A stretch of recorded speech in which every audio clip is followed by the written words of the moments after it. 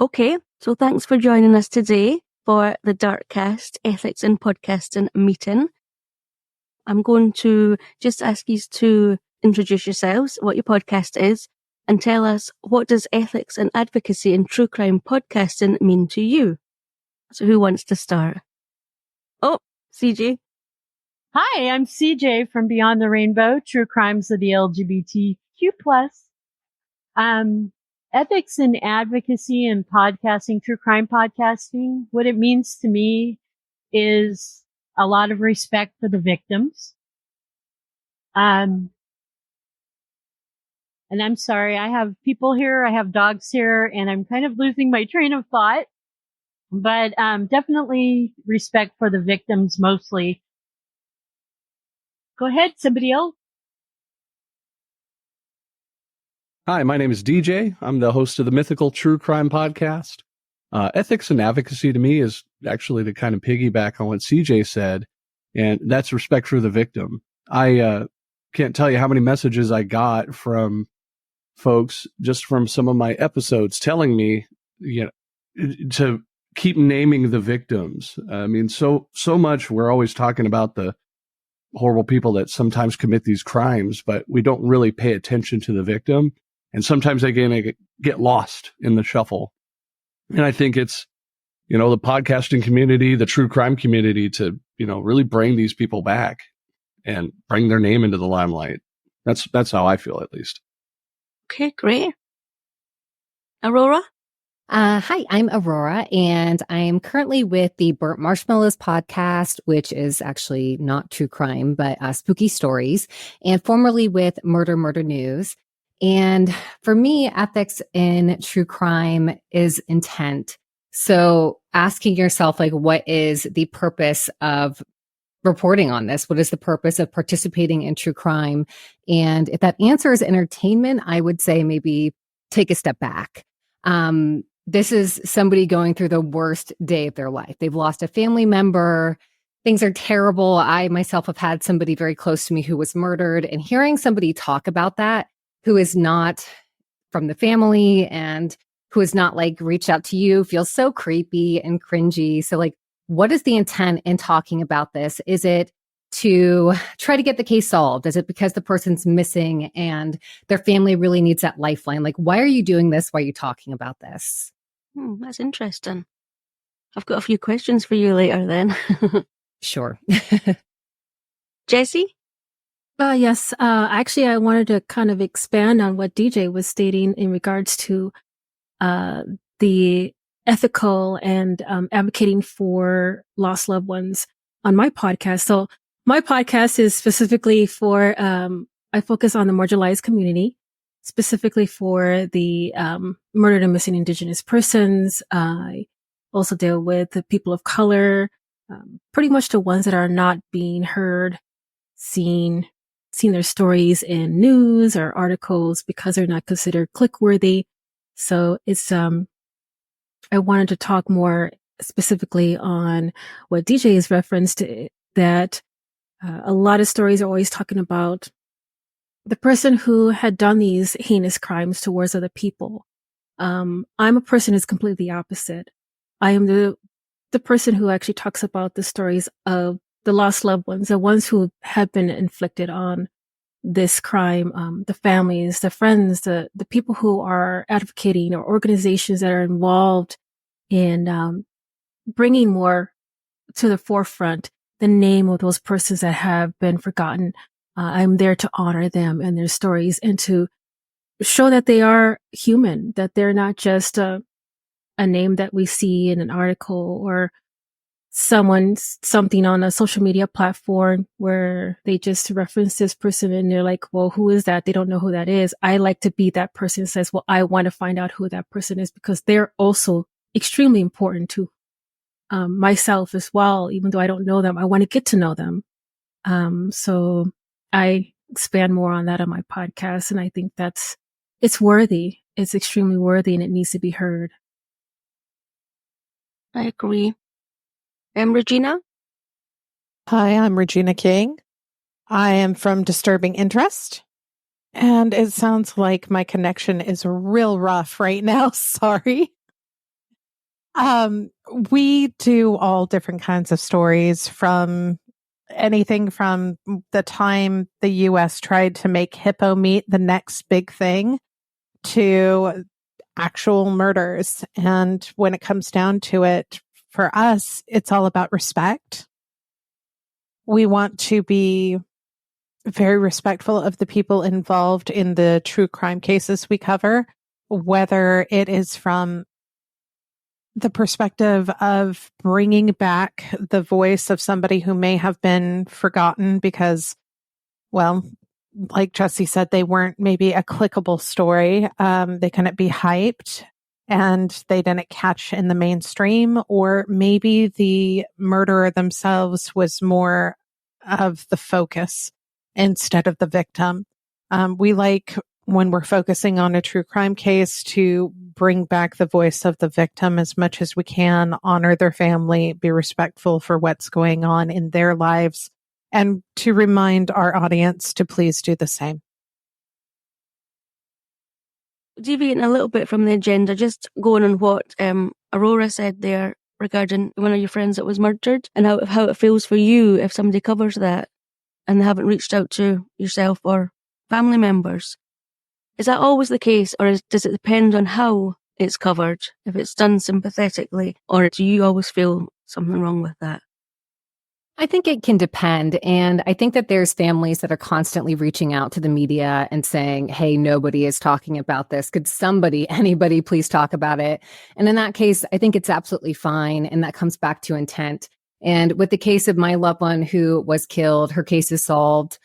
It was a family annihilator situation. Her husband shot her and their 7-year-old child, and then shot himself.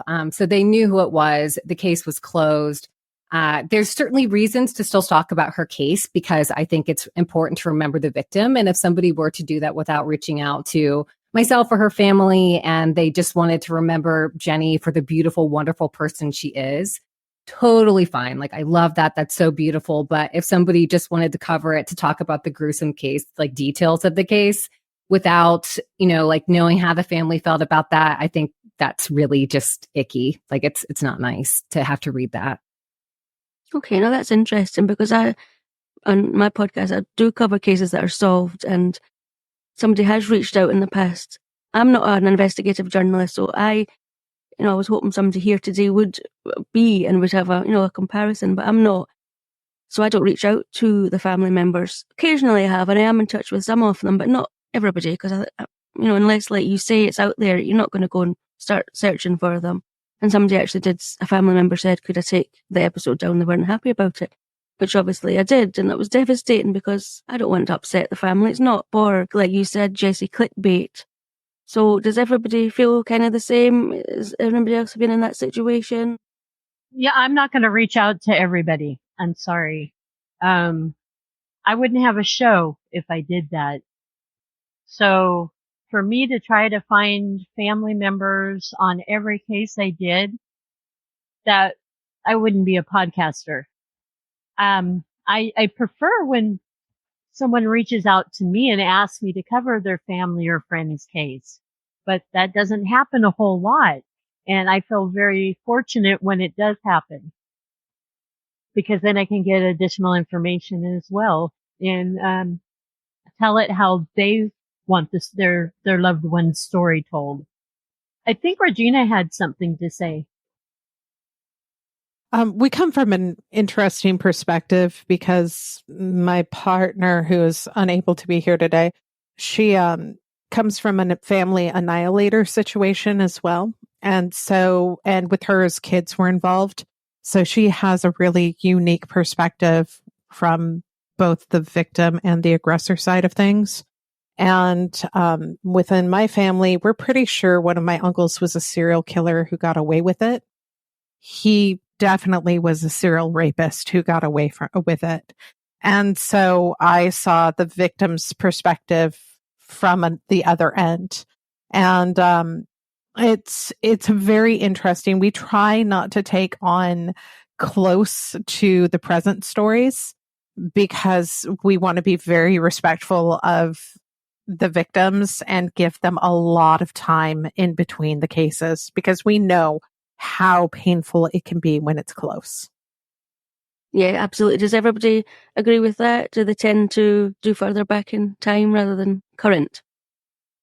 Regina and Aurora, my condolences on your family and friends who have been inflicted with this. Their lives were cut short, and I am very sorry. I'm actually a survivor, and I kind of wanted to add on to that because my father was the sexual assaulter. From the ages of 8 to 12 years old, I was sexually assaulted by my father, my biological father. And I went through many court hearings with him in Minnesota, and he was never convicted of any of the crimes. So I myself kind of got the perspective of being the victim, the survivor, and seeing the outcomes of how the system is broken. Even though they had a DNA samples, they had the rape kit, the whole spiel, they had the photographs of where I was living. It was considered inhabitable. The only place that they actually said that was considered livable conditions was my own room. I had padlocks on my door from the inside because he would come at night, and so I've seen it all. I've kind of come from both sides, and the reason why I fight even more for people who have lost a loved one is because I would have been there if I didn't have particular people in my life who brought me out of that situation. So yeah, kind of, and if I stayed, I always kind of like revisit that whole situation. If I was there for another day, if I was there for another couple more weeks, I would probably be in the same situation. Somebody else would probably talk about my story, or maybe I would have been forgotten. That's the kind of a thing that I put so much passion to when I talk to families who actually do reach out to me. And I take the time to reach out to them, and I let them have the stage in their time. There's so many levels of grieving process for a family. Sometimes they're not ready to talk about the story of their lost loved ones. Maybe they're in complete, there's different levels of denial and anger. And so I let them contact me. I reach out, just email or whichever, just to let them know that I'm here for them. I've seen your story. I'm here for you. Please let me know if you need anything. So, I completely get it. It's earth shattering to see that happen to other people, and just to think that I wouldn't be here today if someone wasn't there for me. So yeah, it's an eye opener. So I'm really sorry to hear you went through that, Jessie. It's great that you and your podcast can help others in similar situations. And so, Jessie, you and Aurora mentioned that you like to reach out to family members. Can anyone else tell us what they do? What's a day in the life of DJ like? What's your process? Well, my process usually starts with the kind of content that some of my followers ask. I try to, involve the community as much as possible. What wants to be heard? Do I want to do a Bigfoot story again? Stuff like that. But usually I end up with like an unsolved case, like the Charlie Project. I work closely with that. One of the web administrators I chat with, and just he could see the data, like who visits like what sections on that site to kind of build traction, I guess. So that's why some of my episodes might seem like they're out of nowhere. And it's because there's the limited activity, and we want to kind of, I want to be there to kind of voice that and boost that number. That's just one of the things. Otherwise, it's something I might be interested in. Holidays, for example. Yeah. Day in the life of me, I turn on Audacity and I start recording, and then I spend probably about 15 minutes with effects, trying to figure out get rid of echoes and whatnot. So yeah, that's about it. I used to work in Hollywood, so. That's great. 15 minutes. That's it. I spend all day editing, DJ. So that's wonderful that you can do it in 15 minutes. I don't mean to make it sound bad. It's actually less than that. I probably spend less than an hour each Can episode. we hire you to do our editing? Maybe. Can you teach a class? I've done this for about 25 years. Wow. It's muscle memory to me, to what effects need to go, what fading, that kind of stuff. So Supporting the theory that you're AI yet again. oh yeah, beep or beep. No. We do need a masterclass from you. I would love to learn what you know. YouTube is a very applicable source for any and all questions you may have. But, what software do you use? It's not all about software, but that's a free one that I use. Audacity. Yeah. I used to use Final Cut, but Apple got expensive. So I was like, I'm done. Bye. Regina, what about you? What's your process for an episode? You'll have to excuse me. I noticed my connection's tanking further. So our process is, depending on where the episode itself is going to come from. If it's coming from a request from listeners, or me or Lynn just falling down some kind of rabbit hole of weirdness. If it is a true crime related podcast, what we're going to do is look at how much time it has been and is anyone still alive? Victims, family members, whoever it might be. And then what we're going to do is look and see how much other material is out there on this particular crime, and have the victims or family members said anything about it. Because the first thing we want to do is, really pay attention to their voices. If they say that they don't want this story out there, they don't want to hear anything else about it, if they're really just down on further publicizing anything to do with their story, then we walk away. We don't want to disrespect their wishes at all. If we can't find anything from the family members, and there isn't a lot out about the crime, we'll do what we can to reach out and contact them, usually through email or some kind of social media message, just to get permission to move forward with the story. However, if there is absolutely nothing, we cannot find these people, we can't find any quotes from them, and there are very little publicity behind the story itself, we'll probably drop it, just because we don't know, and we don't want to expose somebody to that kind of pain if we don't have to, because it can be very shocking. I mean, not only do we have the stories that I referenced earlier, but I mean, there are a lot of other stories that have to do with crime and murder in my family personally, involving me too. And if one of those just popped up, I would be horrified. So I wouldn't want to do that to somebody else. And then from there, we, move on and either pick out a new episode or a choice and move forward with whatever we're going to be doing. Yeah, that was actually similar to my process. Like, I kind of did the same thing where I would try to find cases that were unsolved or seemed like they needed help or an extra push. Like, I'm always really fascinated by missing person cases, which always need help since they're obviously unsolved. And I would try to look and see if families had spoken to the media and if they seemed to be like pushing and really wanting help. Because for one thing, that's going to make it easier to find them if you do want to contact them. Now you have their name since they were in an article. You also get more information about the loved ones that way too, because, I think it's really important to represent the victim and telling their regular story too, telling their life story and not just the day that they were killed.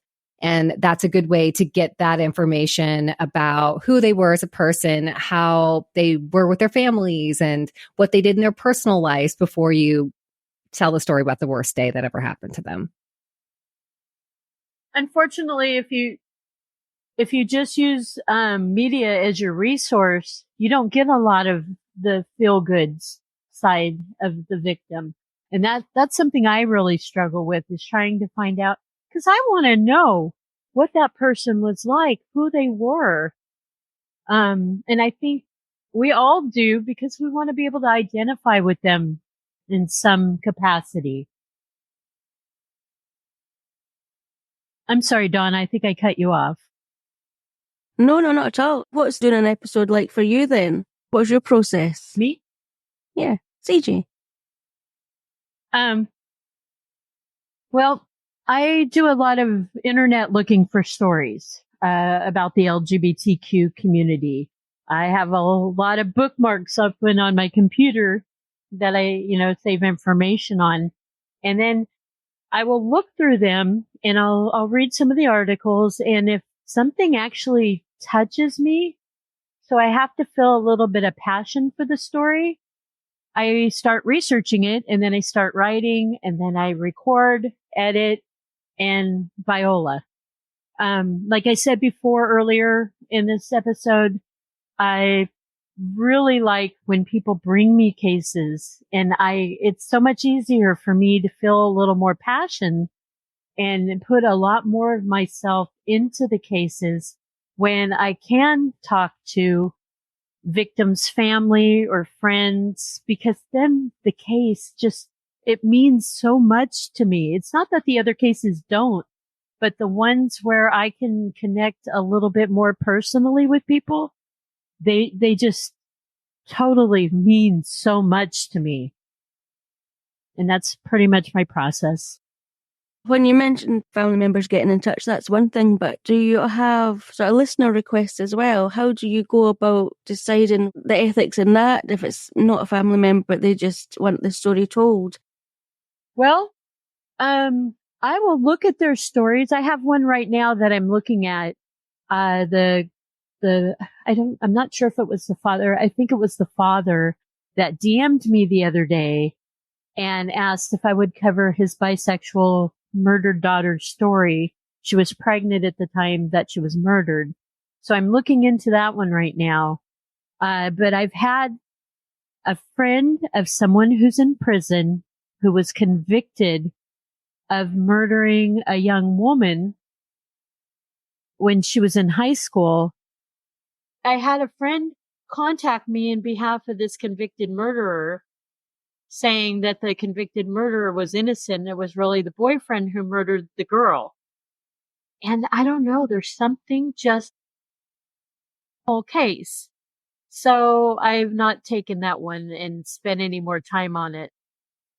Did I answer your question, or did I just go off the rabbit hole for you? I tend to do that. Sorry. I love you, CJ. I just want to talk. I love you too. Anybody else? How does anybody else deal with listener requests then? Yep. Jessie? Yeah, so I have a plethora of different angles that I work with. I've had a couple of people who have volunteered in providing research information on cases. Like, for example, one of she sadly passed away in August. She was one of my researchers for the podcast, Laura Rodriguez. She was the one who was just like on it. I would ask her for something and she would say, this is a story that hasn't been talked about. Usually like the John and Jane Doe situations.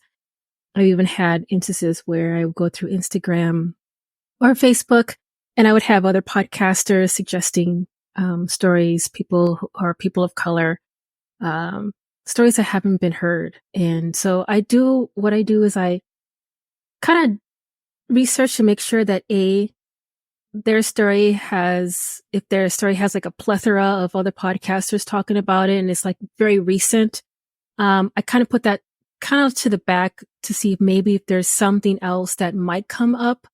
I also create a Google alert, no shout outs to names or anything, but I use Google alerts and I type in the person's name. So if it ever comes up in the news in any way, I can keep track of them. If there's any updated articles or situations.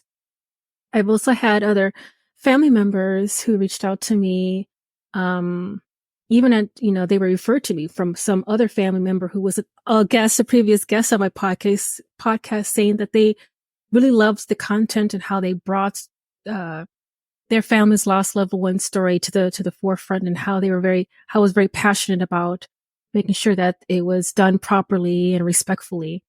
I would get, families referring me to other families. And when that does happen, there's some instances where some of the family members might not fit the objective or the storyline in regards to my podcast for people of color, marginalized community. I always refer, no matter what, I always refer those stories to other podcasters, because I still, even though I'm not the person for them, I still make sure that there is a person out there for them. I don't want them to be swept under the rug. I don't want to dismiss their story because even though they don't fit my objective to my podcast, they fit someone else's. And their life does matter. So, that's kind of how I work with what I receive. But yeah, I have the other thing is that, let's see, like, for example, I've had instances where, I have been ghosted, blocked, ridiculed, even from families that don't believe in what I consider as moral. I even had an interview with a woman for weeks, recorded interviews for weeks, for hours upon hours, talking with this woman. An indigenous woman. She had a daughter who died of possible fentanyl poisoning, but actually it was a little bit deeper than that. It was someone who actually did it upon her daughter to make it look like it was an accident. And after hours and hours of speaking with her, she just didn't seem like I was a perfect fit once she found out that I was a queer person of color, which didn't fit her narrative, which is understandable. I get it. I respect that. There's other instances where I've actually created a mini podcast of like the Amber Alert situation of a Dakota Meeks, and I keep track of that person, maybe to see if they're in the news, if they have been found. And I go back to see if they're at NCMEC, and they disappeared. There's nothing in the news about them being found, not being, they've been reunited with the family. Those are the ones that I start to question as to what happened to them. Was their life not important enough to say anything about them? I have so many blocks in the road when it comes to stuff like that. So I think I dragged on too much, but anyway, maybe someone else can jump on that side of that conversation in more depth about their scenarios that they've encountered. I think Regina had something she wanted to say. Regina?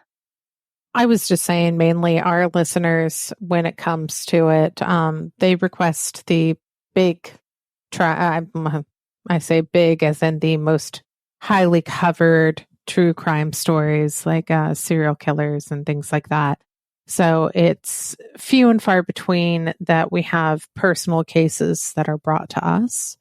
So unfortunately, our voice isn't the loudest in the room when it comes to experience about those kinds of scenarios.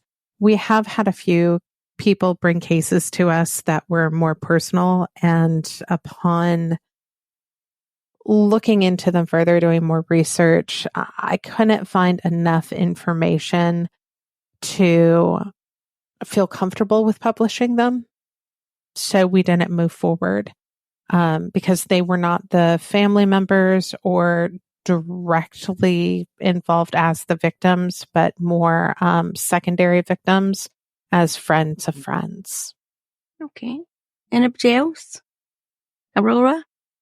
Because you've changed podcasts, haven't you? I'm curious about that one and your current one. Yeah. It's funny, when I was on Murder Murder News, I can't say that we got a ton of listener requests for episodes. I'm like, did nobody listen to us? What was happening there? But we would get reached out to by families who wanted us to cover a case for their loved ones a lot more than we got listener requests. And similar to Jesse, I have a system for vetting when we did. We get a lot more TikTok requests for covering cases than we did for a podcast. And honestly, if the story was about somebody that was a rich, white, straight cis man, I'm sorry, I'm probably never going to do that one. That's definitely a case for somebody, and that's totally fine. And they absolutely deserve to have their story told, but it's just not as interesting for me. I do prefer to tell stories that are lesser known. Like y'all were saying too, a serial killer case like Ted Bundy. We were never going to cover that unless it was a specific victim that hadn't had their story told yet or something like that. So that just wasn't our wheelhouse. And then I just switched from Murder Murder News to Burnt Marshmallows, basically just because of burnout. It is really exhausting telling these stories. And I know that not everybody processes doing the write-ups and, looking into and investigating these stories the same way, but it's hard for me. I feel the emotions of it, and I get deeply, deeply invested in the cases that I'm telling. And it was just really hard. It just took a burden on me. And Angelina, my co-host, was kind of feeling the same way this past January. And we decided to take a little break from it and just haven't had the bandwidth to get back into it.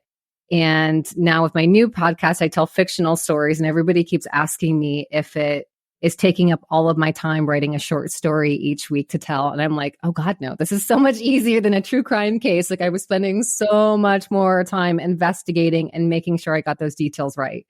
That was way harder than telling spooky stories. Yeah, a bit different. Yeah, I don't think you're alone in, it taking its toll. Yeah, I've actually broken down crying, reading about these stories, because it takes, I'm actually receiving, I know what these people are going through. So it's almost like reliving my own story all over again. So yeah. Yeah, it's tough. So as indie podcasters, reviews are important to us, not to self-congratulate ourselves, but it just, it takes its toll. So getting these wee reviews, what does it mean to you? Getting these positive reviews and the negative ones, what does it do to indie podcasters? DJ? Yeah, I'll just say, having both negative and positive, I take criticism. I feel fairly well. I try not to, again, I pretend people aren't real on the internet because half of it's a troll farm somewhere in another country. But I try to take the nugget of truth in any critique. I got a date wrong or a name, things like that. I usually try to publish corrections on other various social media, but it's very helpful. Reviews are indispensable to me just to know what track I'm on and to kind of keep the heading where we want the podcast to go. If I'm just going to ignore everything, I feel like if you ignore everything, positive and negative, you're not going to really end up, you're just doing something for yourself, which is the entire, my podcast is not about me. I've made that pretty clear in a lot of my episodes. It's not about me. It's about the victims. It's about the story being told. Yep, I agree with you 100%. Regina? Okay, so I never read the reviews because I'm very much I don't give a fuck kind of person. Seriously, it does not bother me. However, one review got me once, and after this, I have never read a single review again. And it's very simply, I am from the South. When I am tired, very heated with emotion, my Southern accent comes through. Or when I decide to let it will come through. And I was reading in my Southern accent a statement somebody from the South had made. And it wasn't a true crime related episode. It was I believe, cryptid related episode. And the one comment I got on that was, I was so excited to hear a real Southern voice, and that is the most fake Southern accent I have ever heard. And I was like, oh, look at that. I didn't know that was a button that I had for somebody to push. Fuck y'all, trolls. I'm staying out of the comment section from forevermore. And now I let Lynn read our comments and bring forth anything she feels like I should know. That's brilliant. Yeah, but it is tough, isn't it, to not take it personally? You know, DJ brought up that it's tough not to take things personally, and it's so true. I love the accolades I get. It makes me feel good. I'm not going to lie to you. But when I get a negative, that's a really good way for me to knee jerk and think, okay, I'm done. I'm not doing this anymore. It's not worth it. I put so much work into this freaking show just to get somebody tell me I'm no better than murder porn. I don't even know what that is, but that was one of my reviews. What is murder porn? I don't know. The two don't seem to mix to me unless they're talking about a snuff film, right? I don't know. My narrative is just horrible. Okay, but what else? What can I do to fix that? What I need, if I'm going to get negative comments, is I need them to be constructive. I don't like your background music. I can work with that, and I can take the background music out. That's a constructive criticism. Your mouth clicks. Nobody said this to me, but I'm just thinking. I've said it to me. Your mouth clicks too much in some of your sentences. I can do something about that. I can edit better. But murder porn? Okay, what do I do? Your narrative sucks. Okay, what do I do to change it to make it better so you'll listen? Why do you have to cover the LGBTQ community? Do they matter more than anyone else? That was my most recent one. Yes, they matter, but not more than anyone else. They matter equally. They matter as much as anyone else. So why shouldn't I do it, being that I belong to the LGBTQ community? Hello. Some of the comments I get, the negative reviews, I just don't understand because there's nothing I can work with. And I just don't think that some people realize how much heart and soul and tears and blood goes into making these episodes. It's a lot. And it takes me a long time. It takes me away from my family. It takes me away from my animals.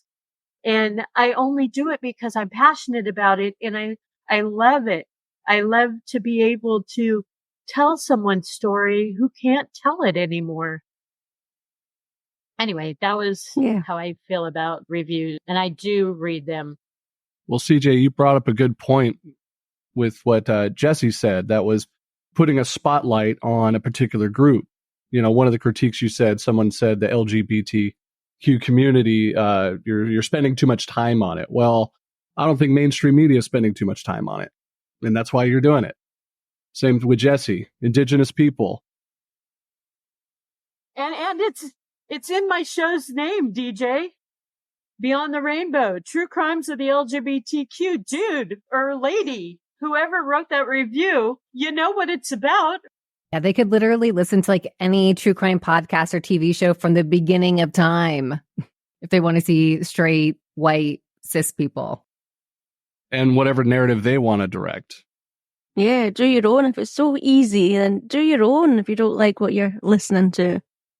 But it's not as easy as it seems, is it?